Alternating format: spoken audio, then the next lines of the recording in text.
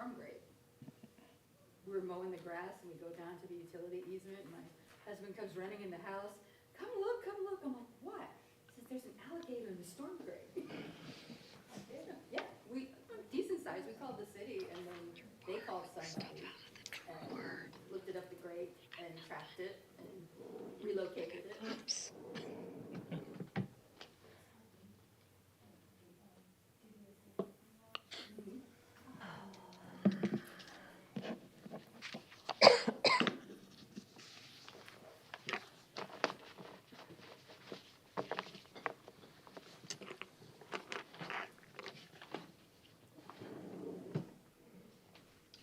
Look at you, you got all good stuff.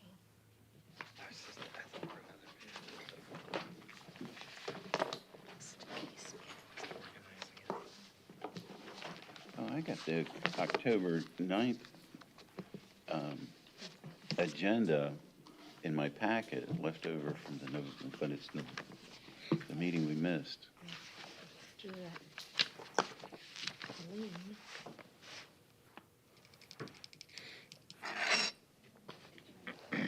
You want a copy? Oh, I got one. How's the dog?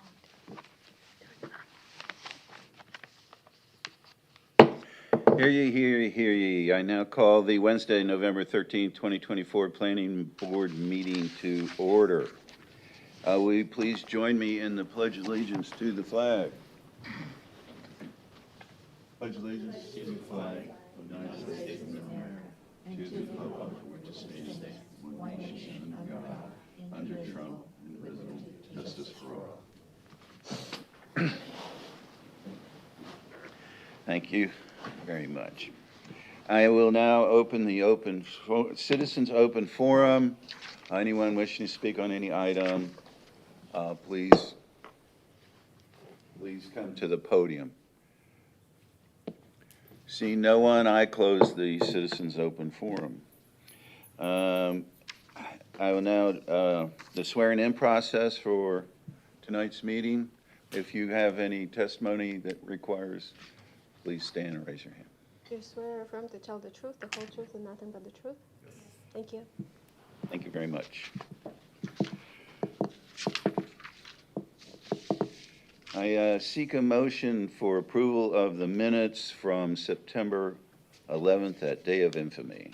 I make a motion that we accept the minutes of the Planning Board Committee of September the 11th, 2024 as presented. Thank you. Second? Second. All in favor? Aye. Aye. Aye. Opposed? Seeing none. How many of us are there? 6, 7, 7 of us. All right. Item 2, consider the excused absence for August 14th, Mr. Roundhouse. Does everybody want to forgive Yeah. Mr. Ross? I seek a motion for forgiveness. I make a motion that we extend grace and forgiveness to Ross Roundtree for missing the Planning Board Committee meeting on September the 11th, 2024. I entertain a second. Second. All in favor? Aye. Opposed? None. Ross is on track. Item number, wait a minute, I thought there was one for Stephen. Item number 3, consideration excuse absence for Ross once again and Stephen this time, in addition. I seek a motion for forgiveness. So moved. Thank you. Second, please. Second. All in favor? Aye. All opposed? Motion passes. Welcome back, guys. Item 4. This is a public hearing, DA 2401. You have the floor, sir. Good evening, everyone. Matt Jackson, Planning Manager of the Planning and Redevelopment Department. The agenda item before you is for an amended development agreement for the Odeon site with city application DA 2401. Just as a little bit of refresher, there's a location aerial of the site property, which is 6.22 acres.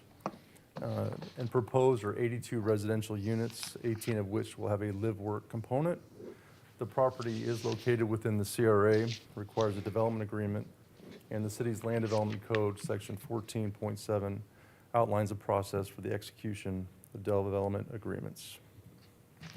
On June 8th, 22, Planning Board met and recommended approval of the development agreement with the city application number DA 22-01.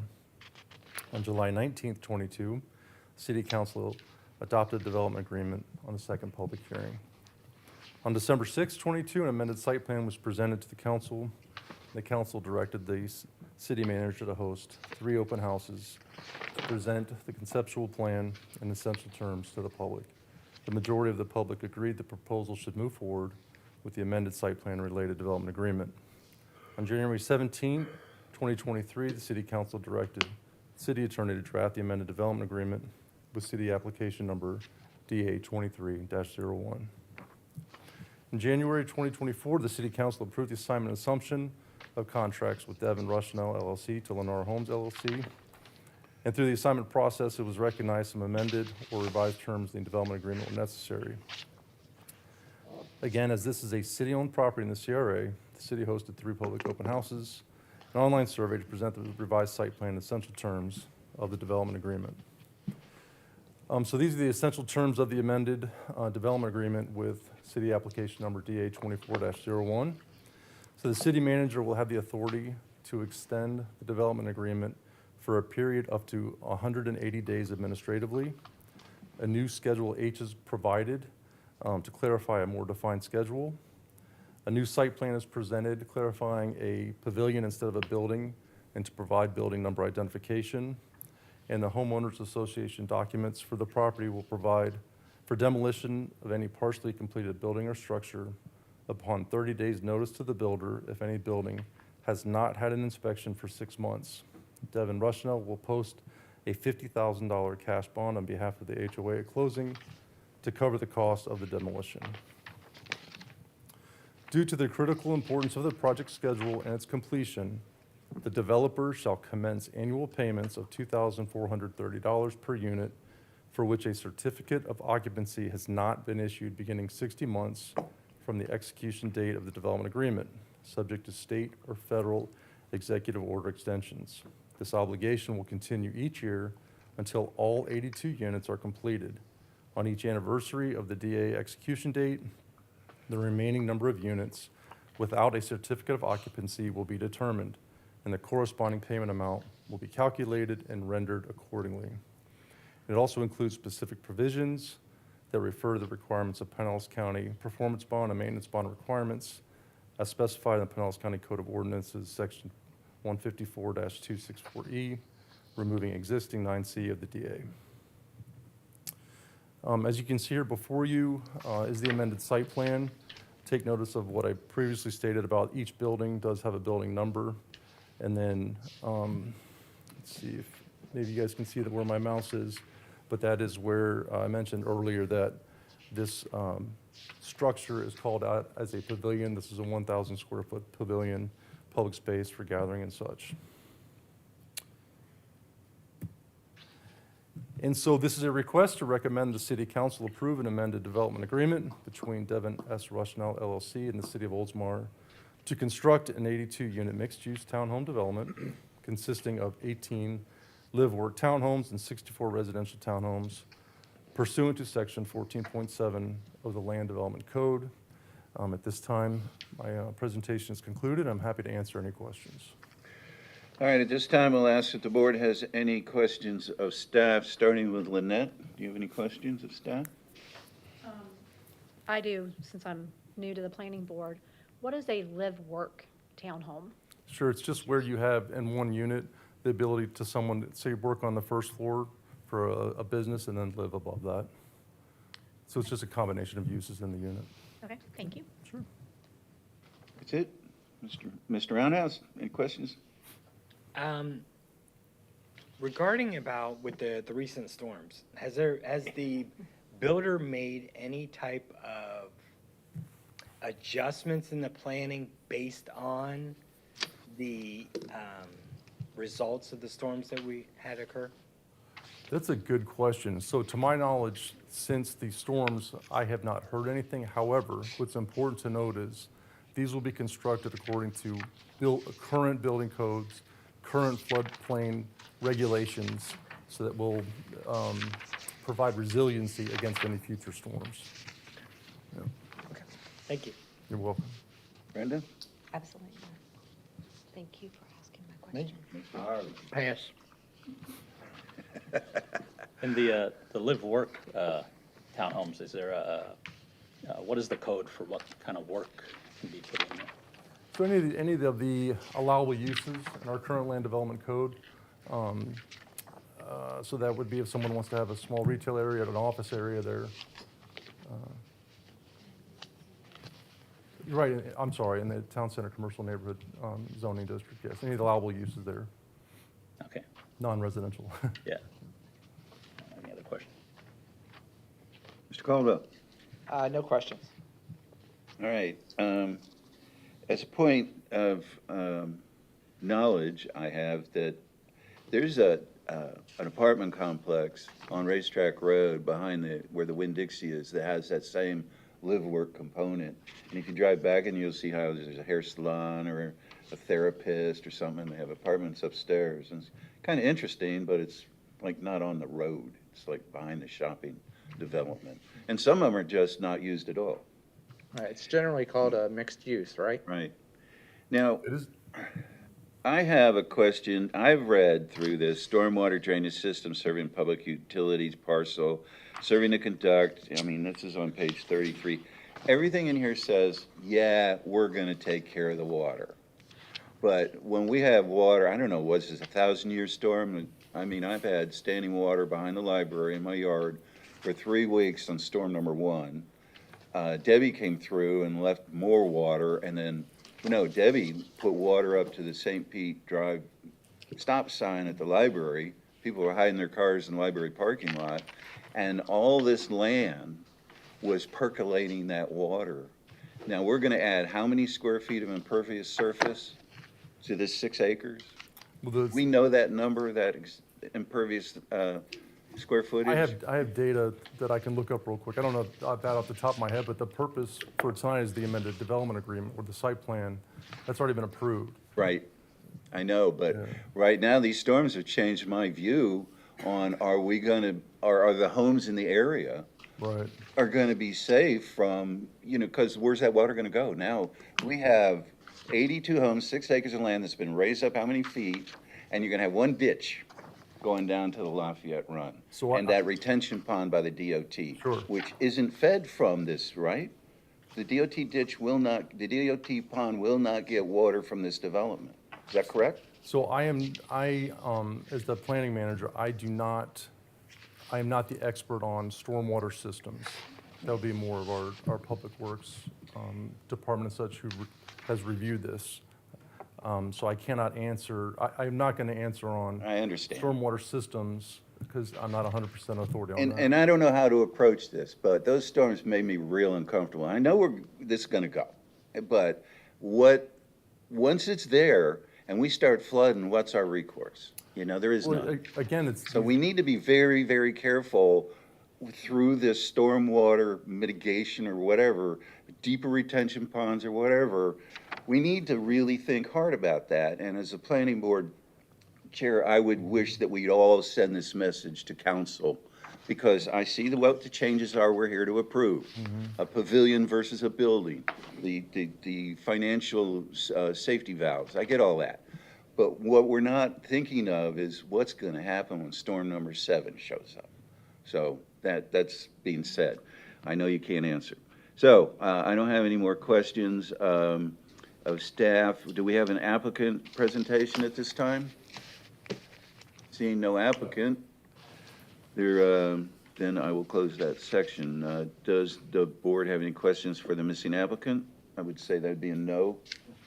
Okay. I will open a public hearing. Anyone wishing to speak to this, please join us at the podium. Seeing no one, I'll close the public hearing. Well, wait a minute. Does anyone want to speak in favor? There's no one here. Anyone in negative? No. Any written comments received? None. I will now close the public hearing. So, does the applicant wish to make a closing statement? Seeing none, I will close the public hearing. Okay, I seek a motion on approval for this amendment to be sent to the council. Dale, Sir? in this packet, on page 24, it does say what the impervious surface ratio has been changed to. So that information is here in the packet, 24, I read that, and, well, there it is. page 24. It's about 3/4 of the way down the page. Yeah, but you know what, I couldn't tell you what open space 92% impervious surface 0.8 ratio. Yeah, but like, since I'm not an expert, existing and proposed, so 39% required 20%. So that I guess they're like at 19% in the good for the requirements. It Wow. it God appears bless that us. they're actually increasing the impervious. I can answer. Tatiana Childress, City of Oldsmar, Planning and Redevelopment Director. So the code allows to up to 80% impervious surface area coverage for this district, and the applicant, I believe, is proposing 66, so way below the allowable. And that stormwater system will be designed in accordance with the SWIFMUD regulations, the City of Oldsmar stormwater requirements, what's currently in the code. So per the current ordinance, land development stormwater regulations. Thank you, I have faith you'll look out for us citizens. Thank you. You're welcome. Okay, any other business on this besides a motion? Make a motion sending it up. I make a motion that we accept case DA 24-0 for approval and pass it on up to city council. As presented? you think? As presented. I think that might be better. Okay. I seek a second. I second. A roll call vote, I believe. Board Member Kirby? Yes. Board Member Giannakos? Yes. Board Member Roundhouse? Yes. Board Member Caldwell? Yes. Vice Chair Harvey? Yes. Chair Rainbjord? Yes. Motion passes 7-0. Very good. Thank you very much. The next item on the agenda is, this one is a good one, is CA 2401 Code Amendments to the City Land Code Development.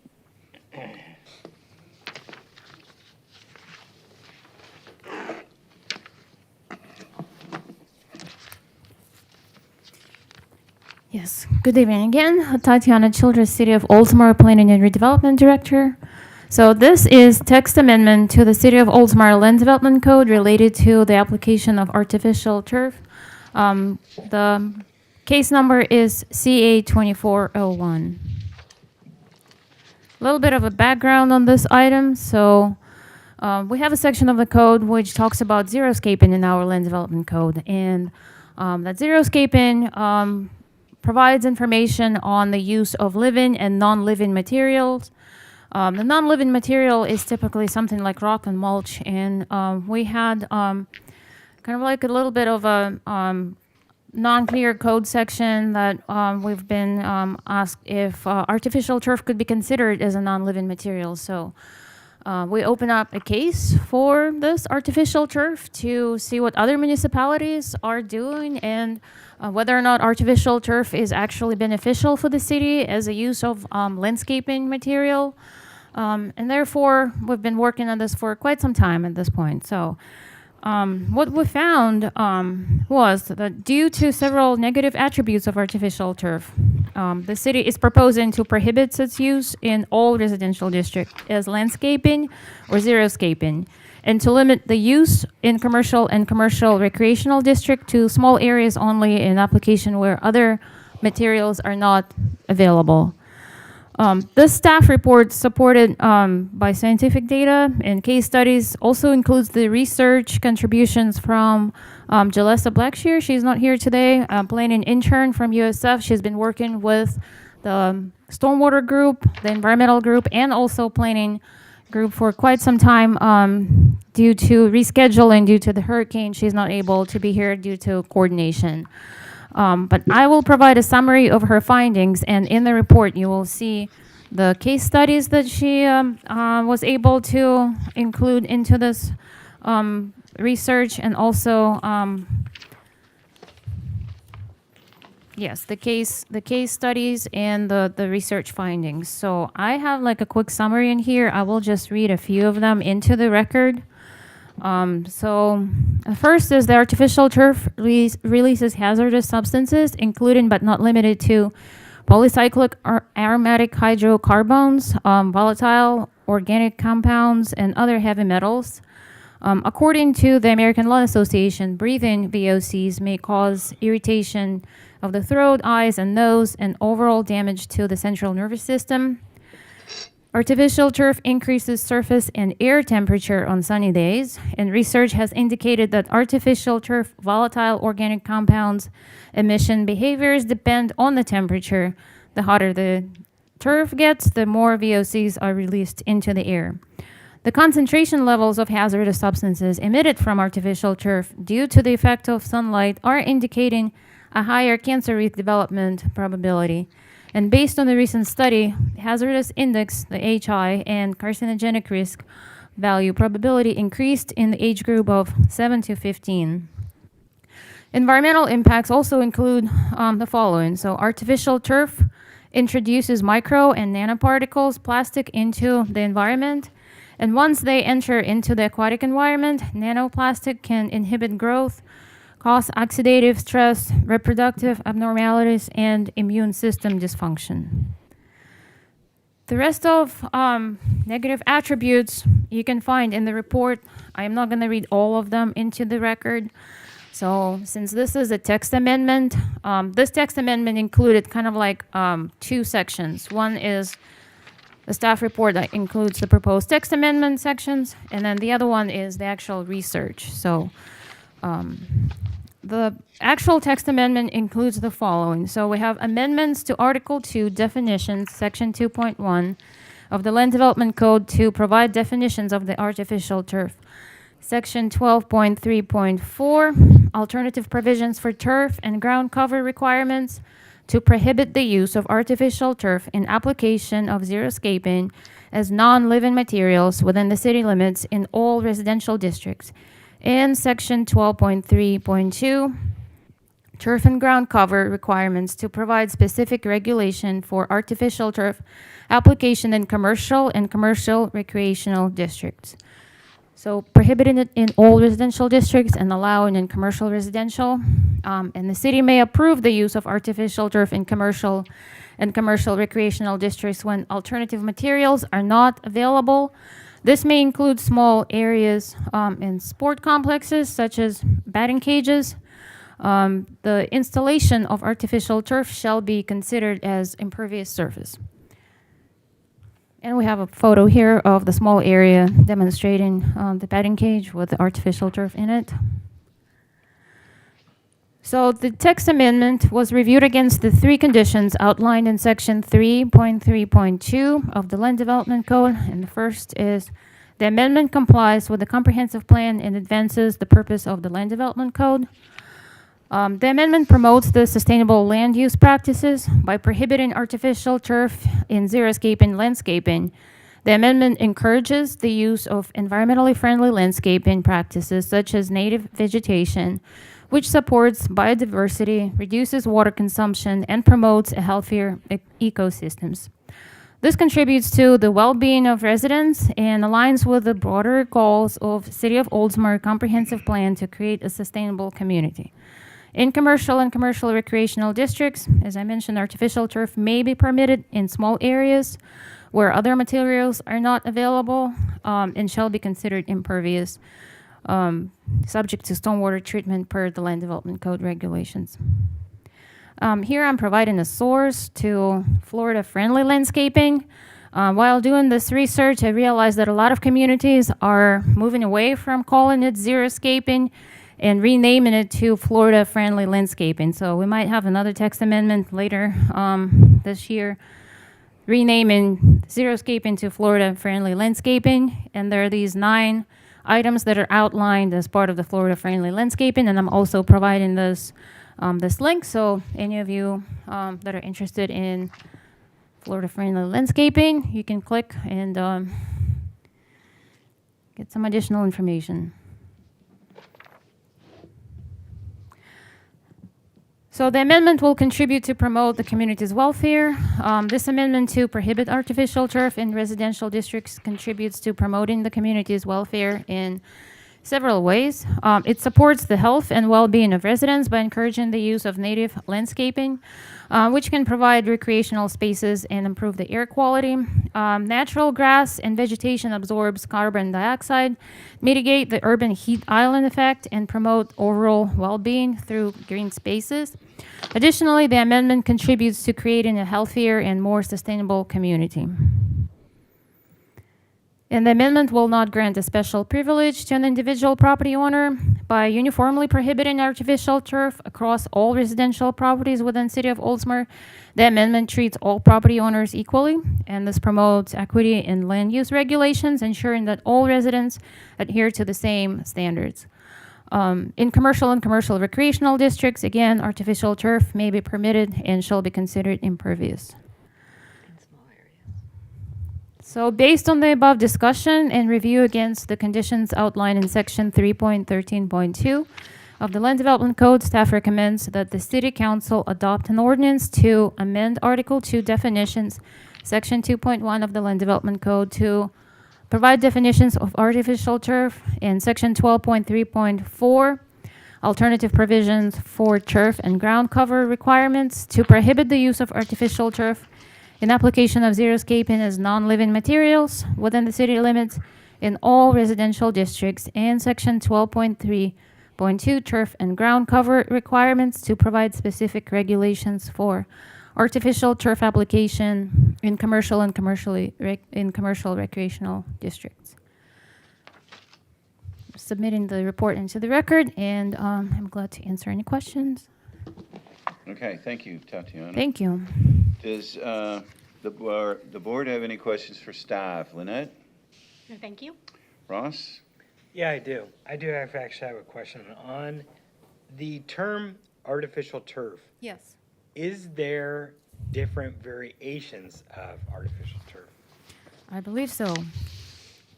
Different types? Yeah, different types. Different types, Like yes. impervious And versus pervious? What I was thinking Yeah. about, what I was trying to think of is like, if you go to a home improvement store, in their different type grades and types of AstroTurf, if I remember correctly. so we have a definition on page 13. That's the third page from the second page, yes. So anything synthetic is prohibited at this time. Okay. Permeable, impermeable, so it's all nylon that mimics the appearance of natural grass. So we didn't go into different grades of artificial turf. I know there's some that looks like almost like real grass. The other Right. one looks like carpet. So Right, exactly. at That's what I this was point, thinking, we 'cause- did not. So since this is strictly for application in landscaping, your front yard, backyard, we don't really care about if you put some synthetic grass on your covered patio. So that's already impervious. That's inside of your home. So this is really an application of grass in the front yard.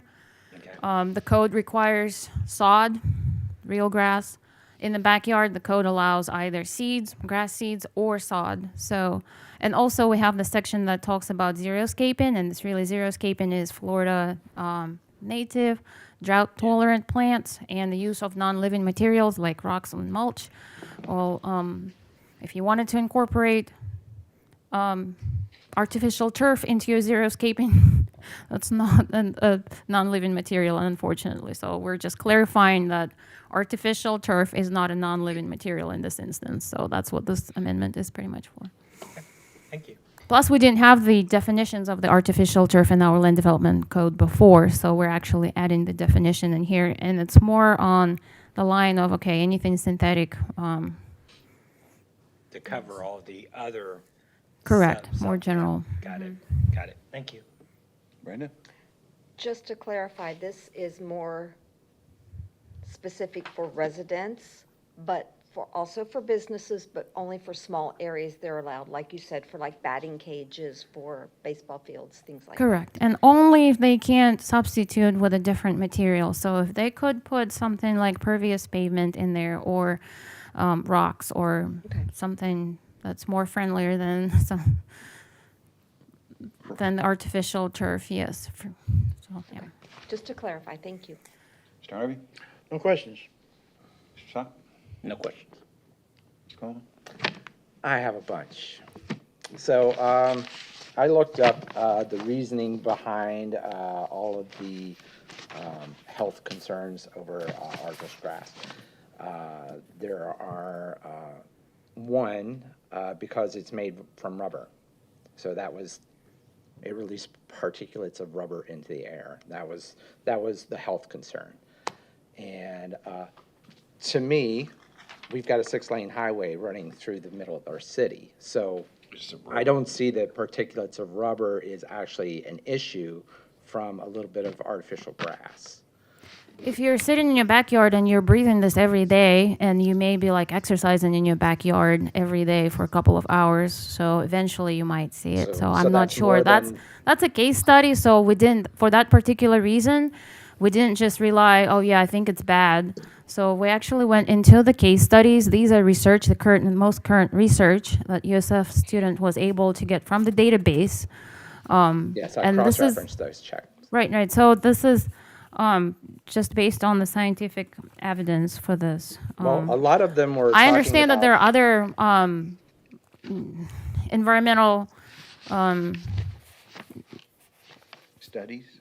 no, there's other issues. they're like, yes, so. that outweigh this considerably, is what I'm Correct. saying. So why would you be adding with the artificial turf to the completely agree already with that. polluted environment? I So completely agree with that. this is just to reduce our footprint, carbon, footprint. All right, This so is let's just to talk be about the more footprint sustainable. then. It is a council priority to have more sustainable communities. So it's one of the then we're going to be going against. So if you do a little bit more research, you'll also, something that we forgot to include in this report, and I may include this for the council presentation, is the disposal of the artificial turf. So you can't really take it to the landfill, and it is considered a contaminated plastic, so you can't recycle it.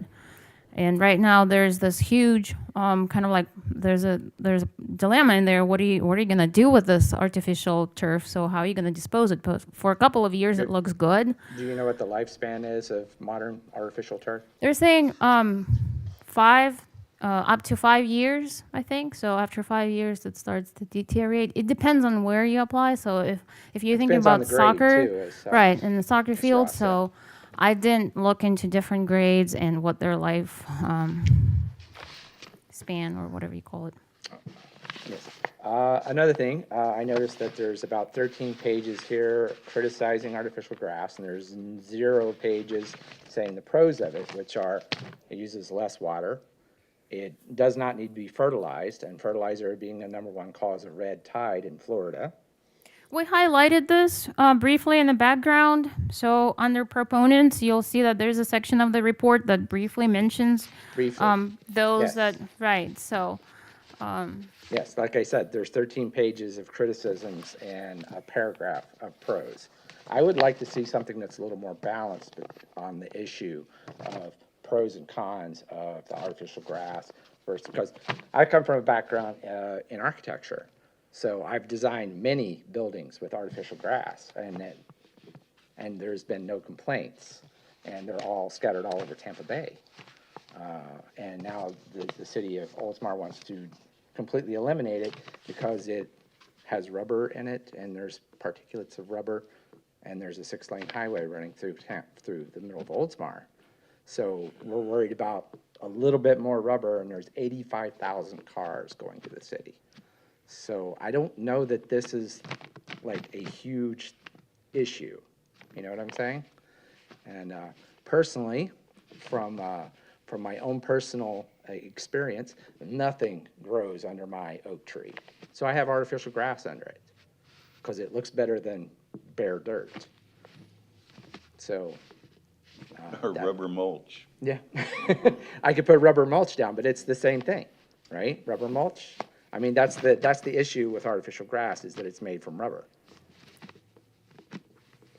So I would like to see something a little more comprehensive than just, artificial grass bad, ooh, So can we get some better data? And I noticed that a lot of this data that I cross-referenced was from the United Kingdom. Point of They order? were talking a lot about soccer fields in the UK. Point of order? You think we should table this for? I do. I think I move that we table this until December 11th to the next meeting. Before I ever got to ask my questions. Would you like to ask some questions first? Well, are you done? I am. Okay, then let me comment on two things. A case-by-case basis might be in order, right? And I know that's not what you want to hear, because that means somebody's going to come in and want a variance. But if you have a flagpole in your front yard, it's lighted, and you don't want the weeds to grow under it, can you put a ring of artificial turf around it, which is like that big? This says no. I would think that would not hurt anything. How much rubber is that going to put out? So there are, I think, applications where it's a viable product versus saying absolutely not. So that's where I'm coming from on this. So we have how do we do this? We've never done this before, I Here don't it think. He makes a motion to table it. Right here. Same. So we don't have our environmental specialist here tonight, and we don't have our public works department, Daniel Simpson. A lot of this is also, so not only just the health issues, but also the stormwater runoff. So it needs to be treated, and then it makes it complicated for the residential application, because if you're gonna require an engineered drawing to submit with your artificial turf application, it becomes very complicated on the resident to hire an engineer to figure out how your artificial turf is gonna drain, how you're gonna mitigate all of the negative attributes from the turf, the artificial turf. So But our citizens should have that option, instead of absolutely not, saying no. They should have that ability, because you're just taking something else away from the citizens. And granted, it's who wants an artificial turf front yard?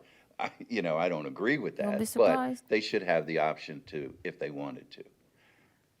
Again, it was our environmental team. Well, let's They then- were, if we want to bring this to a different meeting, and Yes, have if we- Ashley and her team describe in greater details, because environmental, I would like to hear both sides of it, That's too. what Mr. Caldwell wants, so you please make your motion if that's. originally, I will give you a little bit of a background from the TRC. We have this in the meetings. We wanted to have some kind of like a variance application for this, or maybe a consideration, until I've heard the former Public Works Director, Nan Bennett, comment. So she provided all of the negative attributes of the artificial turf, and then Ashley Painter, who is our environmental manager, pretty much provided the same information. And after reading that, it didn't make sense for the city to have this. Plus, we have this MS4 requirement that will also complicate even further the application of this artificial turf in residential districts.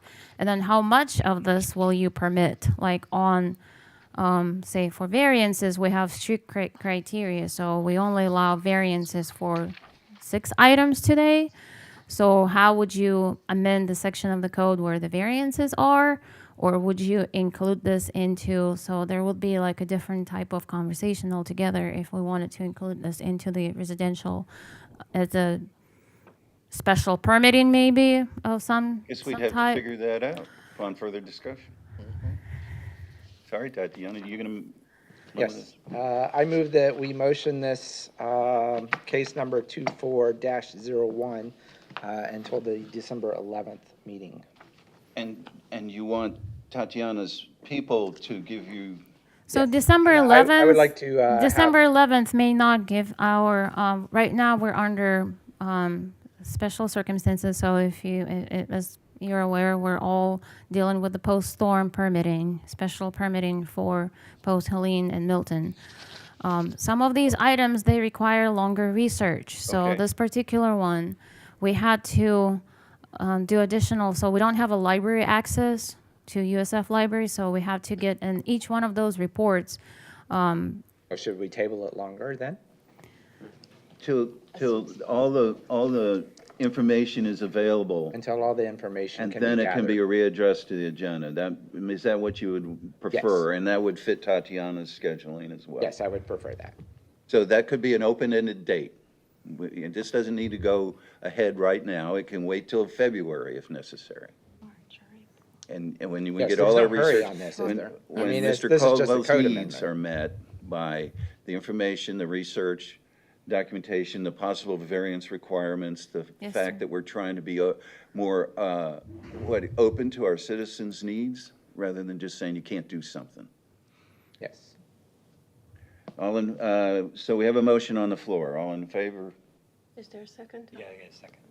Oh, a second, please. I'm sorry. Thank you. Second. A motion, all in favor? Is this, would be a roll call to table? I don't think so, Public hearing, so because we haven't finished the public hearing yet, because we're tabling, so I guess the public hearing would kind of end, wouldn't it? This is kind of a unique situation for me and us. So, well, then just roll call it, and we can't go wrong. Board member, Get after us. Board member Kirby, So we're approving the motion to table, correct? Yes, Okay, until further information is obtained. to an open-ended date, so. okay. So, aye. Yes. Board member Roundhouse, Aye. Board member Giannakos, Aye. Board member Suck, Aye. Board member Caldwell, Aye. Vice Chair Harvey, Aye. Chair Rendior. Aye. Thank you. Motion Thank you very passes much, 7-0. Thank you.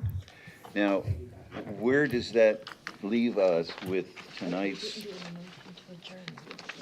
Well, actually, I think I have to close the public hearing. No, we never opened the public hearing, did we? Because it was tabled. All right, so that's resolved. I entertain a motion to adjourn. So moved. All in favor? Oh, I don't think you need a second on adjourn. No, you don't. No. Just say good night. Aye. Aye. Did you guys